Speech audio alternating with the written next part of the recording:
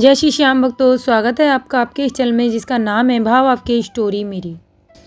तो कैसे हैं आप लोग? उम्मीद करती हूँ सब अच्छे होंगे।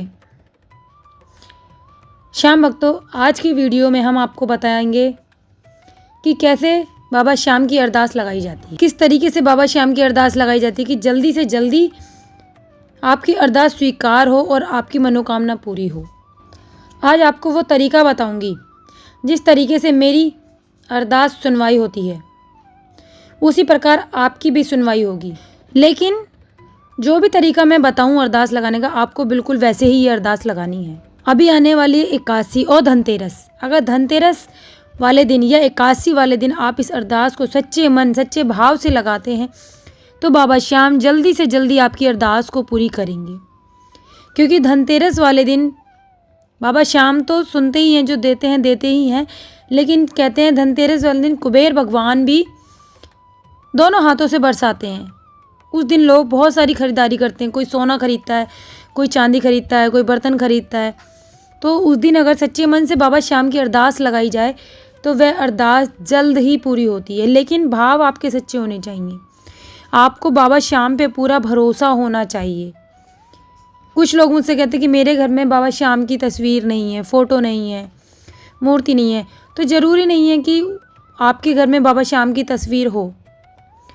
आपके घर में कोई किसी भी देवी देवता की फ़ोटो हो, आप उसके सामने भी इस अरदास को लगा सकते हैं। अपने मन में बाबा श्याम को याद करिए। तो चलिए बताते हैं कि किस तरीके से आपको ये अरदास लगानी है। कई बार क्या होता है, लोग बहुत परेशान हो जाते हैं, कर्ज से परेशान हैं। किसी की शादी को 12-12, 13-13 साल हो गए हैं, गोद नहीं भरी है उनकी, घर में बहुत ज़्यादा कलेश है, भाई भाइयों में नहीं बन रही है, इतना कर्जा हो चुका है कि किराए के मकान में आ चुके हैं और किराया भी नहीं भर पा रहे हैं सही से। तो उन जैसे लोगों के लिए जो भटक रहे हैं दुनिया में, हार चुके हैं दुनिया से, कोई सहारा नहीं दिख रहा, हर गली हर मंदिर हर दरबार में जा चुके हैं, कोई सहारा नहीं है, तो उन्हें कहीं जाने की ज़रूरत नहीं है। अपने घर में ही बाबा श्याम की अरदास को लगाइए, पर सच्चे मन से लगाइए और वो अरदास बाबा श्याम जरूर सुनते हैं और आपकी मनोकामना जरूर पूरी करते हैं। सच्चे मन से उस अरदास को लगाइएगा। तो चलिए बताते हैं कैसे आपको ये अरदास लगानी है।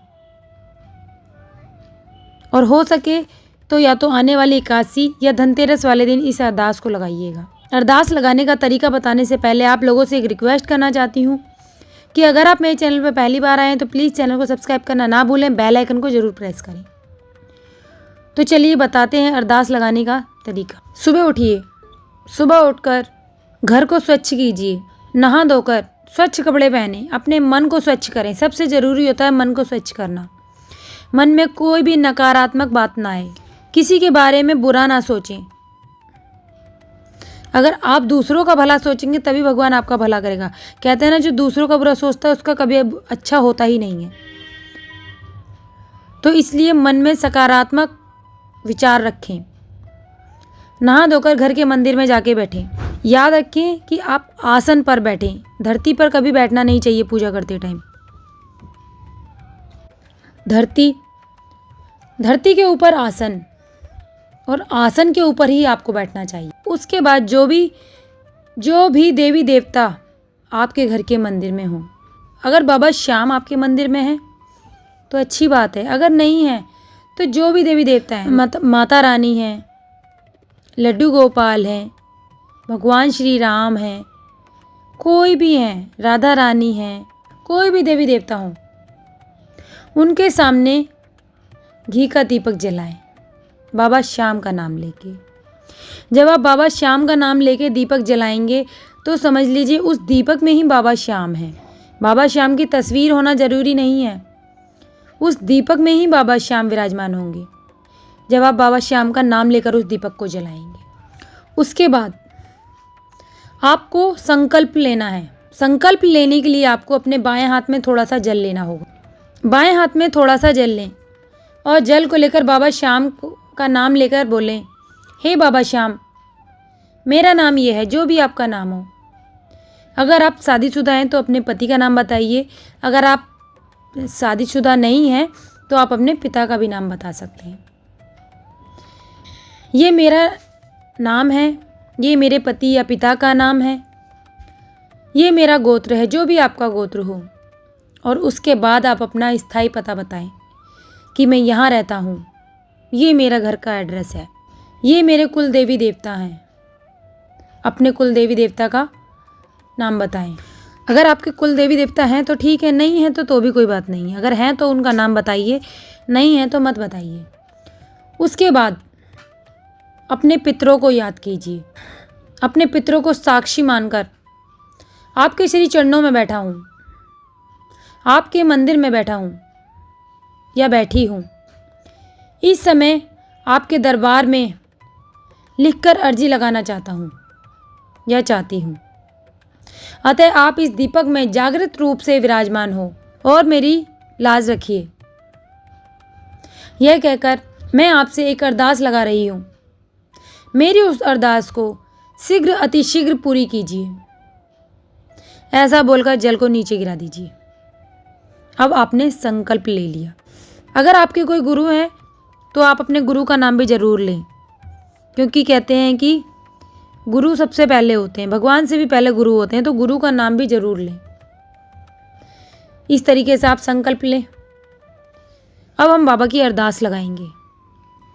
आप समझ लीजिए उस दीपक में जागृत स्वरूप बाबा का ही है। अब अरदास आप कैसे लगाएंगे? सबसे पहले आपको एक नारियल लेना है, जटा वाला नारियल ले लीजिए। उसके बाद मौली ले लीजिए, जिसे कलावा भी बोलते हैं, कलावा ले लीजिए। उसके बाद एक सफ़ेद पेपर ले लीजिए जिस पर कुछ ना लिखा हो, बिल्कुल सफ़ेद पेपर होना चाहिए। और एक लाल पेन ले लीजिए। पेन भी यूज किया हुआ नहीं होना चाहिए। जब आप दुकान से लाएं तो दुकान वाला भी उसको चला के ना देखे। अब हम बाबा श्याम से अपनी अर्जी लगाएंगे। हमें इस पेपर पर ज़्यादा कुछ नहीं लिखना है, कम से कम शब्दों में अपनी अर्जी लिखनी है। तो सबसे पहले हम सबसे ऊपर लिखेंगे जय श्री श्याम, फिर दूसरे साइड में लिखेंगे जय श्री हनुमान जी महाराज की जय। हमने दोनों को याद कर लिया। अब हम नीचे अपनी अरदास लिखेंगे। मान लीजिए आपकी अरदास है कर्ज के लिए, तो आप लिखेंगे बाबा श्याम मुझे इस कर्ज से मुक्ति दिलाओ। आपको इस अर्जी में अपना कोई नाम पता नहीं लिखना, क्योंकि जब आपने संकल्प लिया था तो आप सब कुछ बाबा को बता चुके थे, तो इसलिए इसमें सिर्फ आपको अपनी अर्जी ही लिखनी है। बाबा श्याम की जय कीजिए, बाबा हनुमान जी की जय कीजिए और सीधा अपनी अर्जी लिखिए कि हे बाबा श्याम मुझे इस कर्ज से मुक्ति दिलाओ।